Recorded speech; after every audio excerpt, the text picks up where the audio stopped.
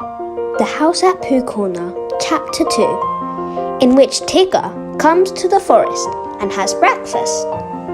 Winnie the Pooh woke up suddenly in the middle of the night and listened. Then he got out of bed and lit his candle and stumped across the room to see if anybody was trying to get into his honey cupboard, and they weren't. So he stumped back again, blew out his candle, and got into bed. Then he heard the noise again. "Is that you, Piglet?" he said. But it wasn't. "Come in, Christopher Robin," he said. But Christopher Robin didn't. "Tell me about it tomorrow, Eeyore," said Pooh sleepily. But the noise went on. "Whir, whir, whir, whir, whir, whir, whir," said whatever it was. And Pooh found that he wasn't asleep at all. What can it be? He thought. There are lots of noises in the forest, but this is a different one. It isn't a growl, and it isn't a purr, and it isn't a bark. And it isn't the noise you make before beginning a piece of poetry. But it's a noise of some kind, made by a strange animal. And he's making it outside my door, so I shall get up and ask him not to do it. He got out of bed and opened his front door. "Hello," said Pooh, in case there was anything outside. "Hello," said whatever it was. "Oh," said Pooh. "Hello." "Hello." "Oh, there you are," said Pooh. "Hello." "Hello," said the strange animal, wondering how long this was going on. Pooh was just going to say hello for the 4th time when he thought that he wouldn't. So he said, "Who is it?" instead.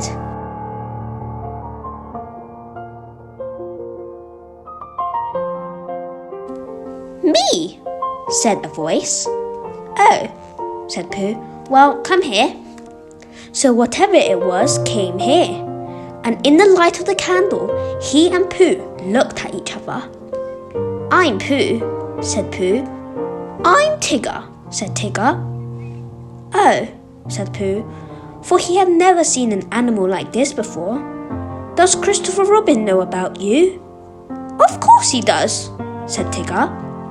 "Well," said Pooh, "it's the middle of the night, which is a good time for going to sleep, and tomorrow morning we'll have some honey for breakfast. Do Tiggers like honey?" "They like everything," said Tigger cheerfully. "Then if they like going to sleep on the floor, I'll go back to bed," said Pooh, "and we'll do things in the morning. Good night." And he got back into his bed and went fast asleep. When he awoke in the morning, the first thing he saw was Tigger, sitting in front of the glass and looking at himself. "Hello," said Pooh. "Hello," said Tigger. "I found somebody just like me. I thought I was the only one of them." Pooh got out of bed and began to explain what a looking glass was. But just as he was getting to the interesting part, Tigger said, "Excuse me a moment, but there's something climbing up your table." And with one loud whir, whir, whir, whir, whir, whir, whir, whir, whir, he jumped at the end of the tablecloth, pulled it to the ground, wrapped himself up in it 3 times, rolled to the other end of the room, and, after a terrible struggle, got his head into the daylight again, and said cheerfully, "Have I won?" "That's my tablecloth," said Pooh, as he began to unwind Tigger. "I wondered what it was," said Tigger. "It goes on the table, and you put things on it." "Then why did it try to bite me when I wasn't looking?" "I don't think it did," said Pooh. "It tried," said Tigger, "but I was too quick for it." Pooh put the cloth back on the table, and he put a large honey pot on the cloth, and they sat down to breakfast. As soon as they sat down, Tigger took a large mouthful of honey, and he looked up at the ceiling with his head on one side, and made exploring noises with his tongue, and considering noises, and "What have we got here?" noises. And then he said in a very decided voice, "Tiggers don't like honey." "Oh," said Pooh, and tried to make it sound sad and regretful. "I they thought they liked everything.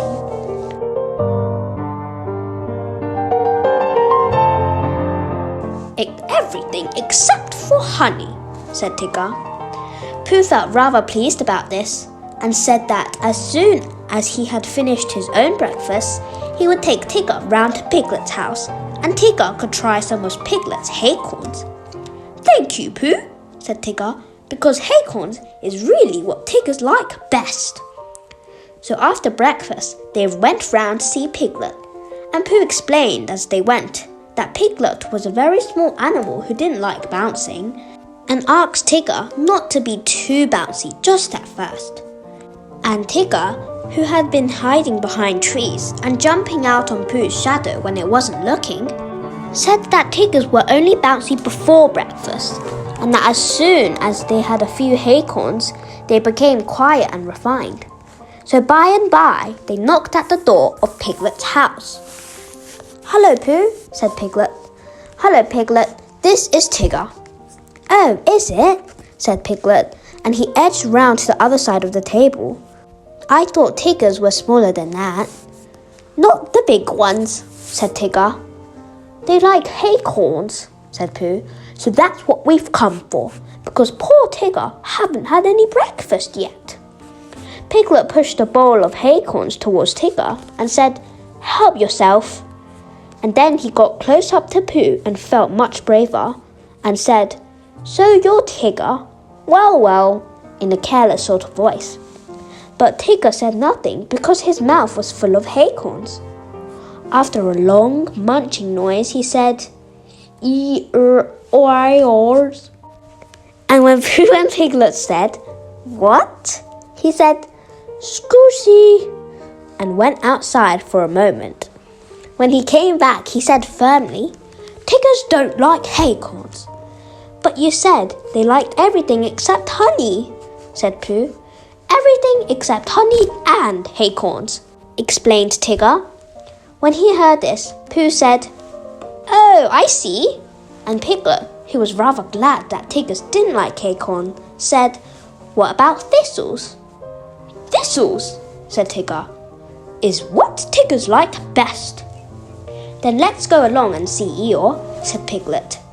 So the three of them went, and after they had walked and walked and walked, they came to the part of the forest where Eeyore was. Hello, Eeyore, said Pooh. This is Tigger.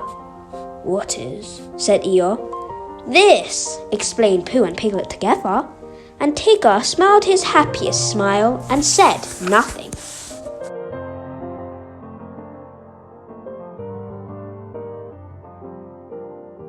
Eeyore walked all round Tigger one way, and then turned and walked all round him the other way. What did you say it was? He asked. Tigger. Ah, said Eeyore. He's just come, explained Piglet. Ah, said Eeyore again. He thought for a long time and then said, When is he going? Pooh explained to Eeyore that Tigger was a great friend of Christopher Robin's, who had come to stay in the forest. And Piglet explained to Tigger that he mustn't mind Eeyore, what Eeyore said, because he was always gloomy. And Eeyore explained to Piglet that, on the contrary, he was feeling particularly cheerful this morning. And Tigger explained to anybody who was listening that he hadn't had any breakfast yet. I knew there was something, said Pooh. Tiggers always eat thistles, so that's why we came to see you, Eeyore. Don't mention it, Pooh. Oh, Eeyore, I didn't mean that I didn't want to see you. Quite. But your new stripy friend, naturally he wants his breakfast. What did you say his name was? Tigger. Then come this way, Tigger.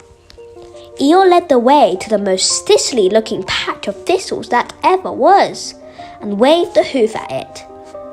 A little patch I was keeping for my birthday, he said. But after all, what are birthdays? Here today and gone tomorrow. Help yourself, Tigger. Tigger thanked him and looked a little anxiously at Pooh. Are these really thistles?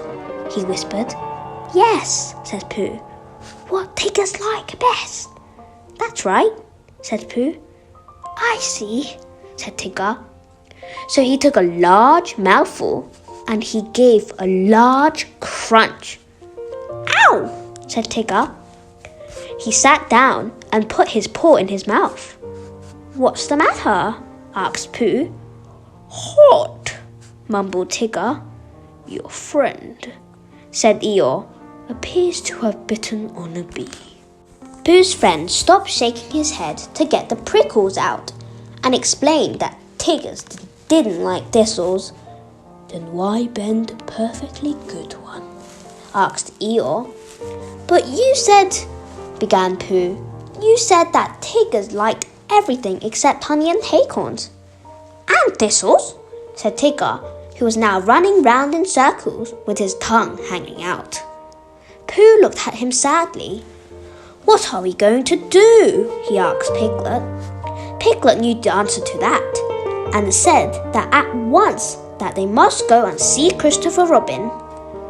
You'll find him with Kanga, said Eeyore. He came close to Pooh and said in a loud whisper, Could you ask your friend to do his exercises somewhere else? I shall be having lunch directly. Don't want it bounced on just before I begin. And trifling matter, and fussy of me, but we all have our little ways.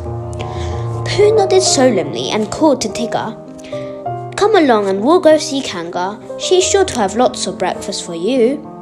Tigger finished his last circle and came up to Pooh and Piglet. Hot, he explained with a large and friendly smile. Come on, and he rushed off. Pooh and Piglet walked slowly after him, and as they walked, Piglet said nothing because he couldn't think of anything, and Pooh said nothing because he was thinking of a poem. And when he had thought of it, he began. What shall we do about poor little Tigger? If he never eats nothing, he'll never get bigger. He doesn't like honey and acorns and thistles because of the taste and because of the bristles. And all the good things which an animal likes have the wrong sort of swallow or too many spikes. He's quite big enough anyhow, said Piglet.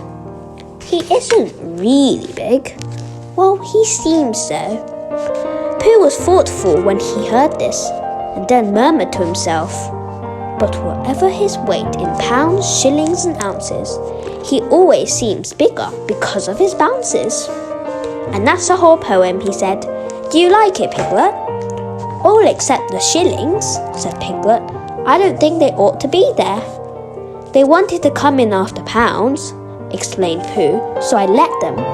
It is the best way to write poetry, letting things come. Oh, I didn't know, said Piglet. Tigger had been bouncing in front of them all this time, turning round every now and then to ask, Is this the way? And now at last they came in sight of Kanga's house, and there was Christopher Robin. Tigger rushed up to him.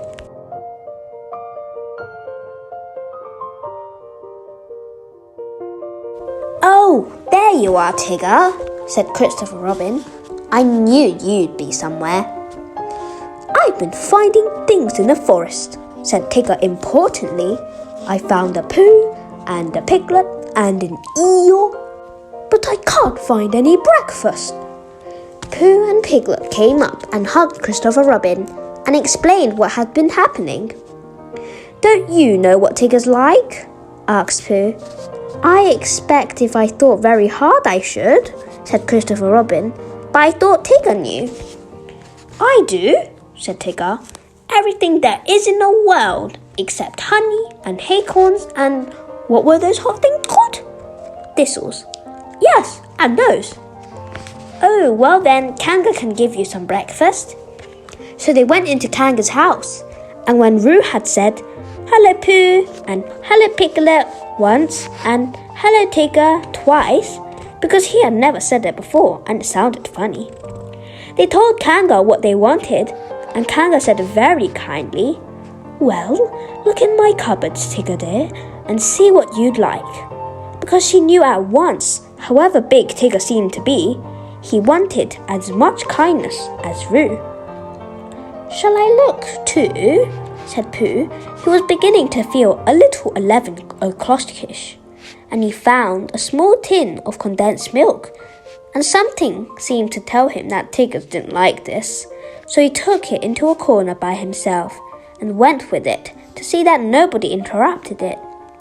But the more Tigger put his nose into this and his paw into that, the more things he found which Tigger didn't like.